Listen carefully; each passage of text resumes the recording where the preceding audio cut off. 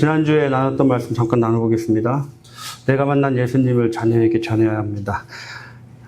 우리 하나님께서 애굽에게 10가지 재앙을 내리시는데 그 10가지 재앙을 내리시고 바로의 마음을 완악하게 하신 이유가 두 가지가 있었다고 그랬죠. 첫 번째는 9장 16절에 말씀하십니다.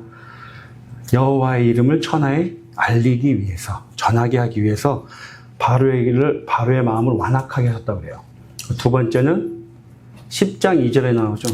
너희 자손, 이스라엘 자손, 후손들에게 여호와 하나님이 누구인지를 알게 하시기 위한 거였어요. 그래서 저희가 나누었었죠. 내가 만난 예수님을 우리 자녀에게 전합시다. 전하셨나요, 자녀들하고?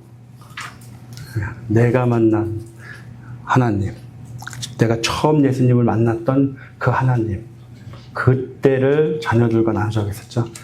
두 번째, 사명을 맡은 자는 충성되게 순종만 하면 됩니다.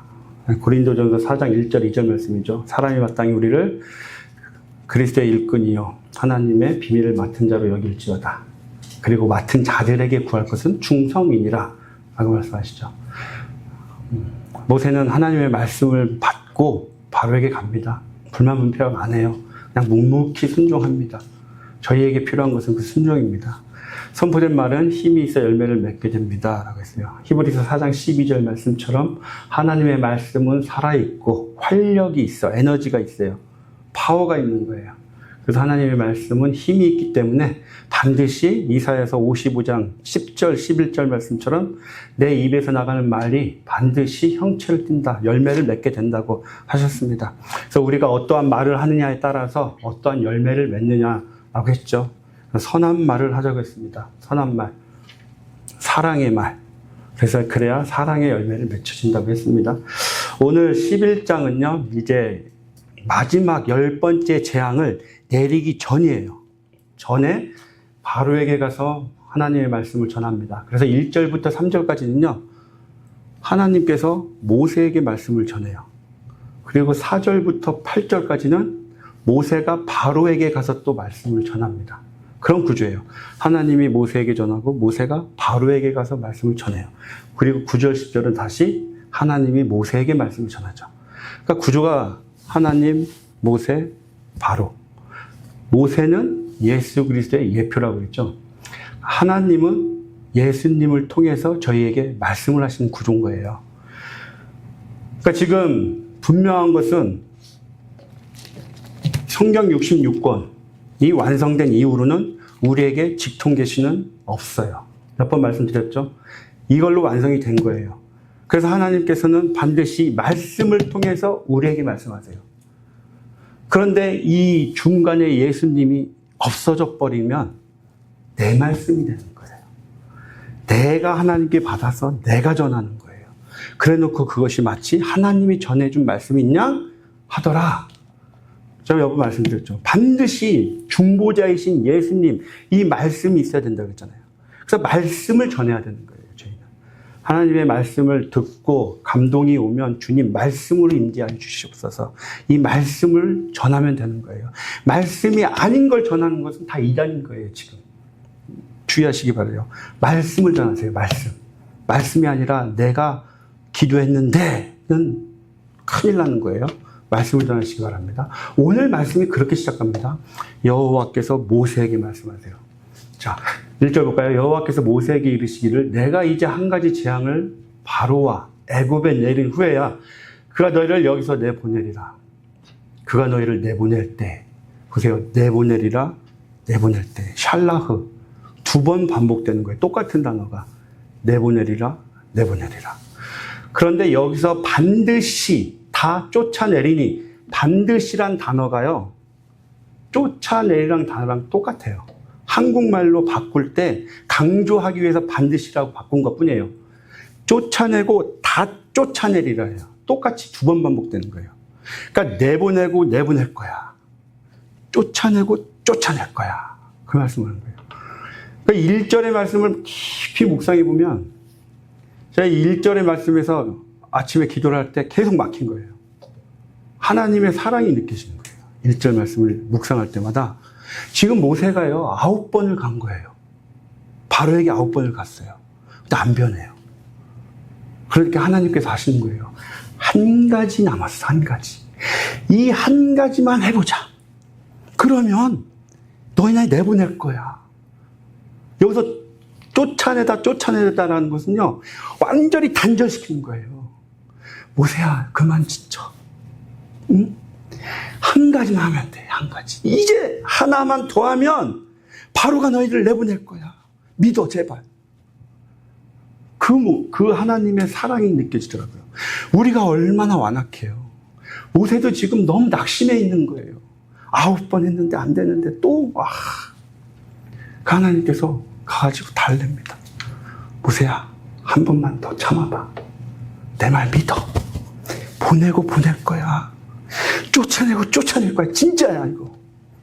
우리의 믿음 없음 때문에 지금 하나님께서 우리를 달래고 어르고, 우리가 저 아래에 힘들어가지고 낙심하고 있을 때, 우리가 신앙생활 하다 보면 낙심할 때 있잖아요. 힘들어할 때 있잖아요. 저 구석에 가서 울 때 있잖아요. 근데 주님은 그거를 보고 가만히 안 계시는 거예요. 일어나. 우리를 멱살 잡고서라도 데리고 가시는 거예요. 내가 너를 어떻게 창조했는데, 내가 너를 어떻게 만들었는데, 가자. 지금 그 모습을 제가 1절을 계속 묵상하면서 아침마다 너무 감격이 오는 거예요. 하나님이 이렇게 우리를 사랑하시는구나. 별것도 아닌, 아무것도 아닌 우리인데 끝까지 사랑해 주시는구나. 그걸 느꼈어요. 여러분, 주님의 사랑을 느끼시고요, 감사하시기 바랍니다.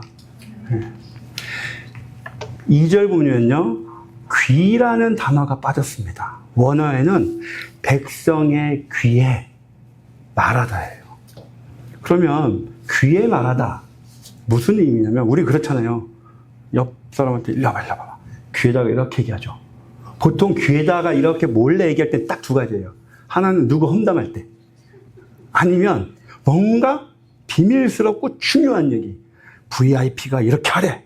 뭐 그렇게 중요한 얘기 아니면 험담이에요. 그러니까 지금 귀에다 이렇게 얘기한다는 것은 굉장히 중요한 얘기예요. 그게 이사야서 50장에 보면, 주 여호와께서 학자들의 혀를 내게 주사 나로 공부한 자를 말로 어떻게 도와줄 줄을 알게 하시고 아침마다 깨우치시되 나의 귀를 깨우치사 학자들 같이 알아듣게 하시도다. 5절, 주 여호와께서 나의 귀를 여셨으므로 내가 거역하지도 아니하며 뒤로 물러가지도 아니하며.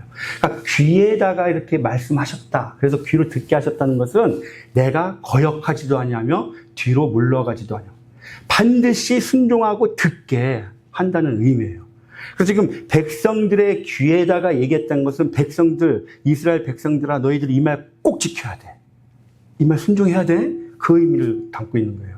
그래서 백성들의 귀에다가 얘기를 하는데 어떤 얘기를 하냐? 이스라엘 사람들에게 각기 이웃들, 애굽 사람들이겠죠. 애굽 사람들에게 금, 패물을 구하게 하라. 이것은 꼭 지켜야 돼. 순종해야 돼, 너희들. 그 말씀하고 있는 거예요. 그러면 주님께서 왜 애굽 사람들에게 가서 은과 금과 패물을 구하라, 이렇게 명령을 2절에 하셨을까? 첫 번째는요, 언약의 성취입니다. 여러분, 창세기 12장에 보면 하나님께서 아브라함을 가나안으로 부르시죠. 가나안으로 갑니다. 그런데 가나안에 갔더니 가뭄이 생겨요. 그래서 애굽으로 이사를 가죠. 애굽으로 가족이 다 내려가요. 근데 애굽에 딱 갔더니 바로가 사라의 아름다움을 보고 이리 와, 뺐죠. 그리고 사라를 뺏는 대신에 양과 소와 낙타와 나귀와 노비, 종들을 줍니다. 바꾸는 거예요. 그리고 나서 하나님께서 그거를 보시고 바로의 집안에 재앙을 내리세요. 왜 바로에게 재앙을 내려요? 분명한 것은 아브라함이 잘못을 했는데, 거짓말을 했는데 하나님께서는 바로에게 죄를 물으시죠. 그런 거예요. 하나님께서 아브라함을 처음 부르셨어요. 부르시고 가나안으로 부르시고 애굽으로 내려갑니다. 지금 아브라함은 애기예요. 그냥 베이비 크리스찬 된 거예요. 예를 들면 처음 믿은 거예요. 하나님이 오시기에 아브라함은 참 애기 같은 존재가 된 거예요. 창세기 12장에. 그런데 내려왔는데 애굽 왕 바로는 어떤 존재냐? 지금을 치면 뭐 고등학생이나 청년이죠. 왕이잖아요. 그런데 초등학생 같은 사람이 싹 오는데 저게 좋아 보이는 거야. 너 일리 와봐. 뺏고 내 거 이거랑 바꿔. 그렇게 된 거예요. 너 이거 좋아 보인다 내가 보기에. 그러니까 네 거 내놔. 내 거 이걸로 줄게. 그러니까 하나님 보시기에 내 아들 거, 저 조그만한 내 아들 거를 저 큰 사람 형이 뺏어간 거잖아요. 그래서 바로한테 너 일로 와. 내 아들 거 뺏어가서 돌려놔. 그래서 모든 재물을 주고 레위기 출애굽기 22장에 보면 속권 있죠. 속권제. 내가 누구한테 해를 끼치거나 뺏었으면 4배로 갚아줘야 되잖아요. 그래서 바로가 아브라함에게 큰 선물을 줍니다. 그래서 20절에 보면 그와 함께 그의 아내와 그의 모든 소유를 보내었더라. 13장 2절에 아브라함에게 가축과 은과 금이 풍부하였더라. 아브라함이 애굽으로 갔어요. 그리고 애굽에서 나왔죠. 나왔을 때 가축과 은과 금이 풍부했더라. 이것이 지금 출애굽의 예표였어요. 그리고 15장에 아브라함에게 다시 얘기하시죠. 여호와께서 아브라함에게 이르시되 너는 반드시 알라. 내 자손이 이방에서 객이 되어 그들을 섬기겠고 그들은 400년 동안 내 자손을 괴롭히리니 그들이 섬기는 나라를 내가 징벌할지며 그 외에 내 자손이 큰 재물을 이끌고 나오리라.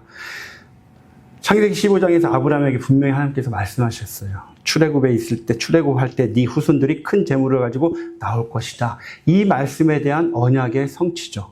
첫 번째는. 두 번째는 전리품을 챙겨라. 애굽 사람들에게 전리품을 가져가라. 너희들이. 그 얘기예요. 여기서 구하다. 각기 이웃들에게 은금 패물을 구하게 하라. 여기서 구하다라는 게 청구하다예요. 청구하다. 샬. 청구해라. 애굽 사람들에게 너희가 합당한 것이니까 청구해. 지금 하나님께서는 이 이스라엘 백성들이 애굽에서 나갈 때요. 패배자. 그런 모습으로 나가는 걸 원치 않으신 거예요. 너희는 이 전쟁에서 이긴 거야. 승리자야. 전쟁에서 승리한 자들은 전리품을 챙겼어요, 이 당시에. 그러니까 지금 모세는 하나님을 대리해서 싸운 거예요, 바로와. 그 전쟁에서 이긴 거예요. 그러니 너희는 승리자야. 개선 장군들이야. 전리품 챙겨서 나가. 그리고 그 전리품을 누려. 그 말씀하신 거예요. 전리품을 챙긴 거죠. 예수님께서는요, 십자가에서 죽음 권세 잡은 자들을 이기셨어요. 죽음의 권세를 이기셨어요. 영적 전쟁에서 이기셨어요. 그리고 나서 전리품이 생겼어요.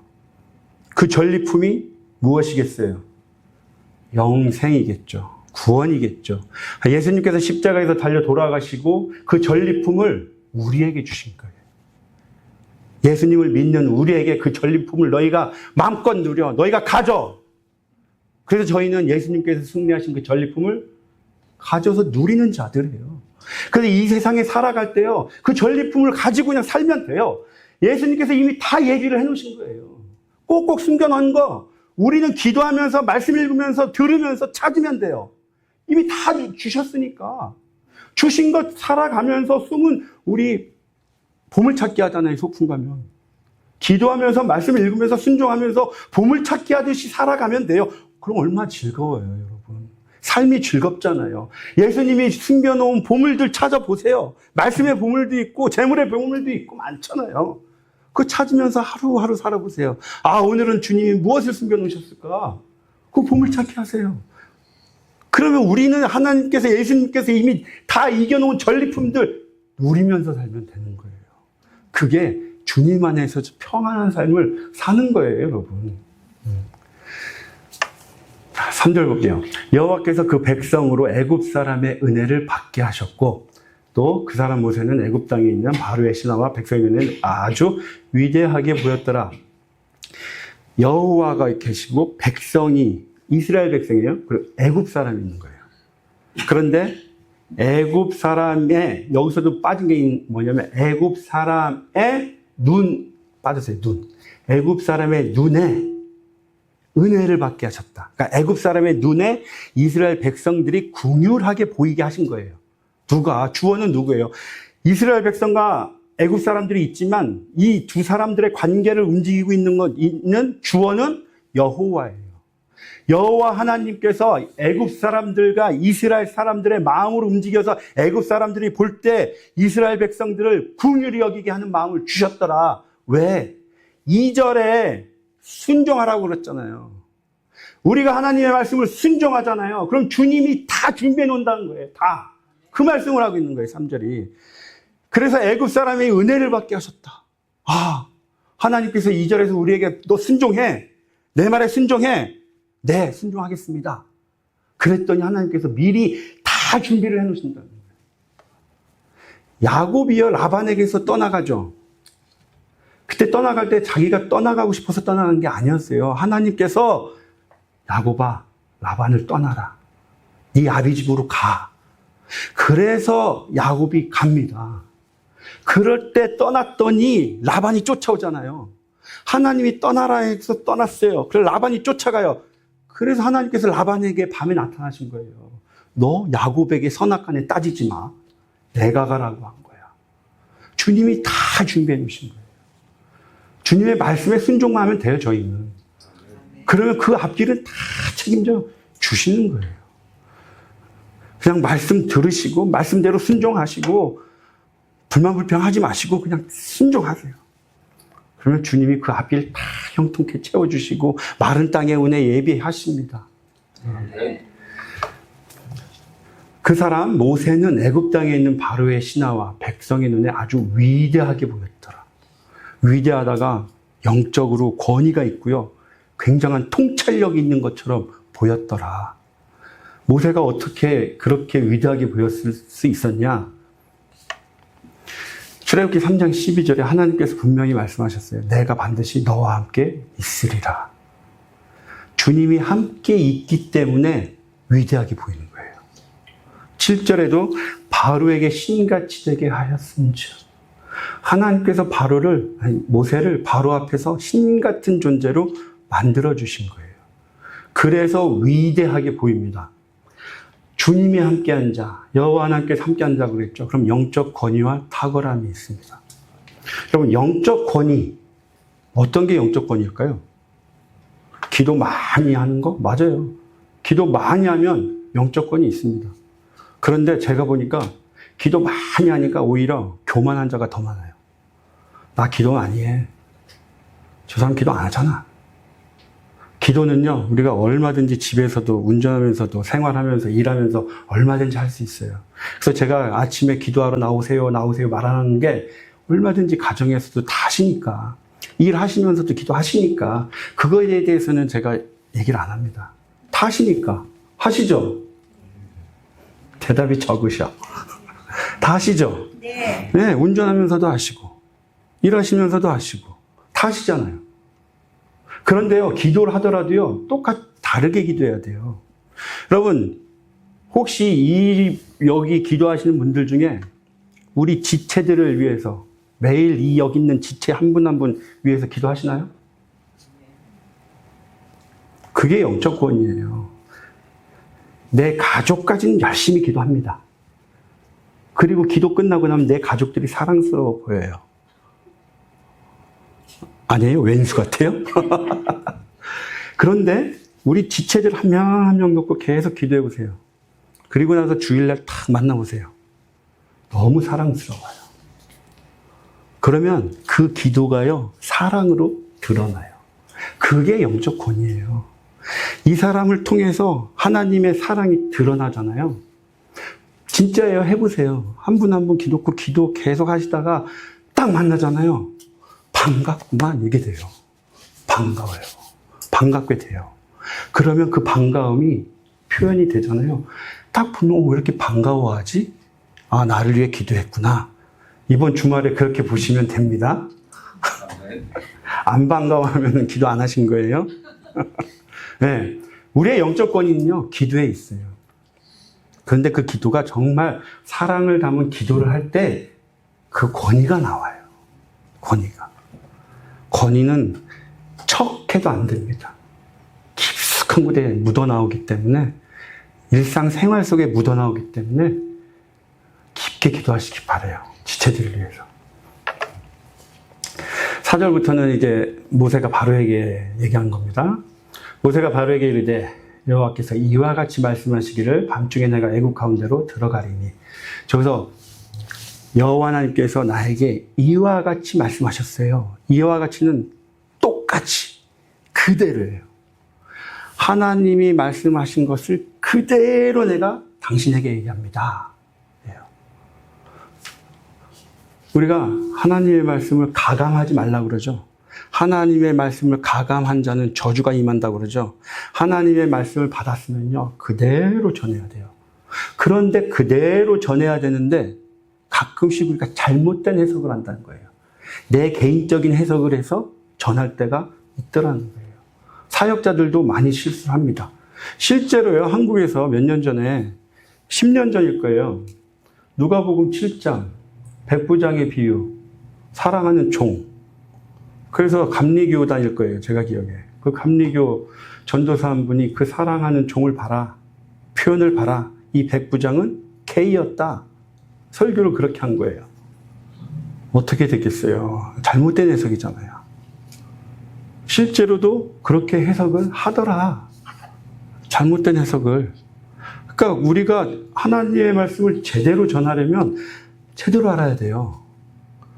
하나님을 제대로 알고 말씀을 제대로 알아야 돼요. 잘못된 해석을 가지고 잘못되게 내놓으면 하나님께 혼나요. 가감했기 때문에 말씀을. 그래서 우리가 전하기 위해서는 먼저 제대로 알아야 돼요.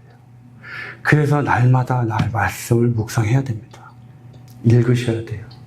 그리고 올바른 신앙 가진 분들에게 말씀을 배워야 돼요. 잘못된, 지금 너무나 많은 말씀들이 돌아다니잖아요. 잘못된 말씀 함부로 듣지 마세요. 그래서 검증된 목사님들 말씀만 들으시기 바랍니다. 검증되지 않은 말씀 듣고 내 신앙이 흔들려요. 잘못 한번 빠지면 그냥 흔들려버려요. 많은 분들 봤습니다.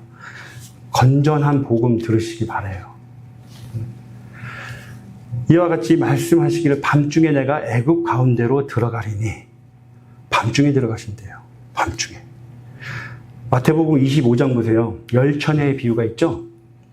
슬기로운 처녀 5, 미련한 처녀 5. 근데 그때 신랑이 언제 와요? 밤중에 오죠. 한밤중에. 예수님은 한밤중에. 지금 밤중에 하나님이 오신대요. 그럼 이 밤중에 데살로니가전서 5장 2절에서도 주의 날이 밤에 도둑같이 이를 줄을 너희 자신이 자세히 알기 때문이라. 창세기 6장 5절 보세요. 여호와께서 사람의 죄악이 세상에 가득함과 그의 마음으로 생각하는 모든 계획이 항상 악할 뿐임을 보시고, 밤중이란 의미는 세상의 죄악이 가득할 때, 그때를 상징적으로 보여주고 있는 거예요. 그래서 창세기 15장에서도 말씀하시죠. 내 자손은 4대 만에 이 땅으로 돌아오리니 이는 아모리 족속, 가나안 족속들, 가나안 7 족속들의 죄악이 아직 가득 차지 아니함이라. 지금 출애굽한다는 얘기는 아모리 족속들, 가나안 족속들의 죄악이 가득 찼다는 얘기예요. 그래서 하나님께서 밤중에 들어오시겠다는 말씀하고 계십니다. 내가 애굽 가운데로 들어가리라. 하나님께서 직접 들어오신대요. 직접. 예수님께서 이 땅에 오신 것과 같은 거예요. 그 예표입니다. 예수님도 저와 여러분, 나를 구원하시기 위해서 직접 성육하신 거예요.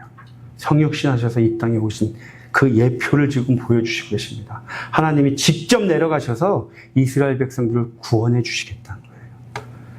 예수님이 직접 내려오셨죠.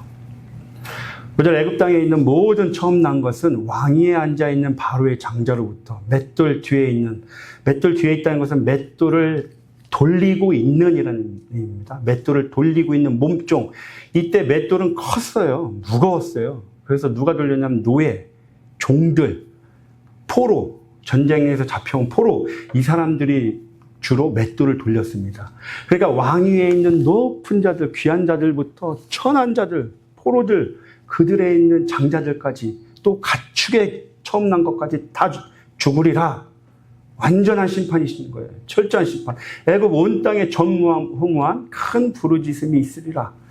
애굽 사람들의 큰 부르짖음이 있으리라. 이 부르짖음은 2장 23절에 여러 해 후에 애굽 왕은 죽었고 이스라엘 자손은 고된 노동으로 말미암아 탄식하며 부르짖으니 그 고된 노동으로 말미암아 부르짖는 소리가 하나님께 상달된지라.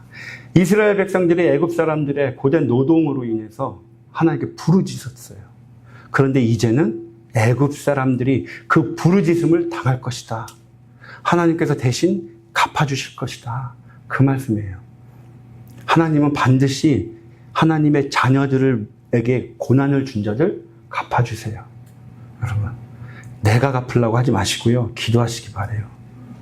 내가 갚으려고 같은 죄를 짓지 마시기 바랍니다. 나도 죄를 짓는 거예요. 그러나 이스라엘 자손에게는 사람에게나 짐승에게나 개 한 마리도 그 혀를 움직이지 아니하리라. 개가 혀를 움직인다는 것은 짖는 거예요. 밖에서 누군가가 나타나고 어떤 일이 일어나서 개가 짖는 거예요. 그런데 그 짖는 것조차 없을 거다. 구별을 해놔서 이스라엘에 있는 그곳은 너무나 평안할 거야. 개들조차도 조용하고 평안할 거야. 그 말씀을 하고 있는 겁니다. 여호와께서 애굽 사람과 이스라엘 사이를 구별하는 줄을 너희가 알리라. 세상은 흑암과 혼돈과 공허가 있지만 우리는 평안하다는 얘기예요. 구별되었기 때문에. 지금 계시록에서도 계속 저희가 비교를 하면서 말씀을 나눴었잖아요. 그런데 그 계시록의 말씀도 우리는 해당이 안 된다고 그랬죠. 예수님을 안 믿는 자들이 심판을 받는 게 계시록의 얘기예요. 우리는 계시록에서 제외된 자, 열외된 자들이에요. 저희는 그 재앙이 저에게 안 와요. 온다 할지라도 저희는 죽음과는 상관이 없는 자들이에요. 예수님께서 저희를 위해서 이미 죽으시고 영원한 생명을 주셨기 때문에 죽음과 저희는 아무 상관이 없는 존재들입니다. 세상은요, 하나님의 말씀이 없기 때문에 흑암, 혼돈, 공허한 거예요. 흙과 같은 존재죠. 땅과 같은 존재예요. 그러나 저희는 예수님께서 분명히 부활하시고 나서 첫 말씀이 평안하라. 평안을 받아라. 라고 말씀하셨어요. 그래서 예수님을 영접한 자들에게는 예수님과 함께 그 평안함이 있어야 돼요. 여기는 저희 모두는요, 어떠한 일이 있더라도 평안해야 돼요. 그 평안이 함께 하시길 소망합니다. 네. 8절, 왕의 이 모든 신하가 내게 내려와 내게 절하며 이르기를 너와 너를 따르는 온 백성은 나가라 하노야 내가 나가리라 하고 심히 노하여 바로에게서 나오니라. 10장 볼까요? 10장에서는 뭐라고 그랬나요? 바로가 너 내 눈에 띄면 죽어 그랬어요. 바로가요. 그런데 이젠 드디어 바뀐 거예요. 입장이 바뀌었습니다. 모세가 얘기하죠. 심히 노한 거예요. 심히 노해서 거꾸로 이젠 당신 죽을 일밖에 없어. 하나님의 말씀 안 들었지? 이제 하나님께서 직접 내려오신대. 하나님께서 직접 내려오시면 마지막인 거예요, 여러분. 마지막. 최종 심판인 거예요. 예수님이 직접 내려오시죠? 끝이에요, 끝. 그런데 그 예수님이 언제 오실지 우리는 아무도 몰라요. 아무도. 그래서 지금 잘 믿어야 돼요, 지금. 여호와께서 모세에게 이르시기를 바로가 너희의 말을 듣지 아니하리라. 그러므로 내가 애굽 땅에서 나의 기적을 더하리라 하셨고. 자, 마지막입니다. 마지막 정리입니다. 하나님께서 말씀하시죠. 모세야, 네가 얘기했지. 그래도 바로는 말 안 들을 거야. 바로의 고집을 얘기하고 있습니다. 바로의 고집. 여러분, 바로의 고집, 우리의 고집이에요. 우리의 고집이 길어봐야 몇 년일까요? 길어야 120년이에요. 110년? 100년? 하나님은요, 영원하세요. 내가 내 고집 열심히 피워서 100년 살아요. 죽어요. 하나님의 고집은 계속 가요. 우리가 이길 수 있나요? 못 이겨요, 여러분. 하나님의 고집 이길 수 없습니다. 하나님께서 말씀하시면요, 고집 피우지 마세요. 순종하시기 바랍니다. 엎드리시기 바라요. 귀에다 대고 말씀하십니다. 나에게 돌아와라. 나에게 돌아와. 마음 문을 열고 나와 교제하자. 말씀 읽고 기도해. 그를 통해서 나와 만나자. 근데 우리는 우리 고집을 계속 피우는 거예요. 세상 나가보니 좋은 게 너무 많아요. 내 육신의 쾌락을 따라 사니까 너무 좋아요. 내 이름이 세상에 높아져야 되니까 너무 좋아요, 주님. 사람들이 저를 알아봐 주네요. 여러분, 세상이 100번 알아주면 뭐합니까? 주님이 한 번 알아주시는 게 더 좋아요. 주님께 한 번 쓰임받는 게 더 좋은 거예요. 세상에 아무리 나가서 세상이 나를 알아주고 뭐해도 다 필요 없습니다. 마지막 최후에 주님 앞에 섰을 때 그 사람들이 저를 도와줄 수 있는 게 아무것도 없어요. 나를 도와주고 나를 변호해 주실 수 있는 분은 오직 예수님 한 분뿐이에요.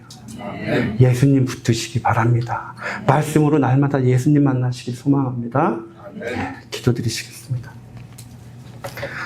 하나님, 저희들 낙심하고 낙담할 때 너무나 많습니다.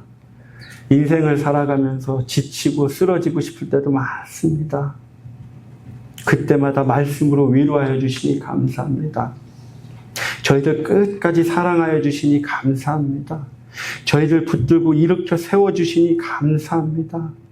저희의 입술을 통해서 오직 감사와 찬양이 끊이지 않게 하여 주시옵소서. 우리의 삶을 통해서 강권적으로 개입하여 주신 그 주님을 찬양합니다.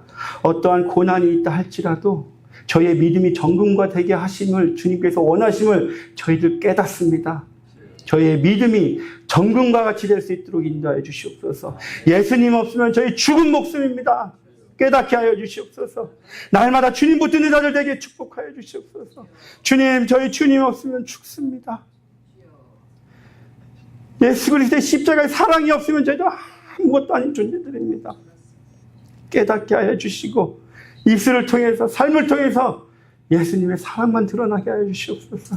우리 지체들을 사랑하게 하여 주시고 지체들을 위해서 1분 1초라도 기도하는 자들 될 수 있도록 주님 인도하여 주시옵소서. 그를 통해서 우리 교회가 하나 될 수 있도록 축복하여 주시옵소서. 감사드리며 예수님의 이름으로 기도드렸습니다. 아멘.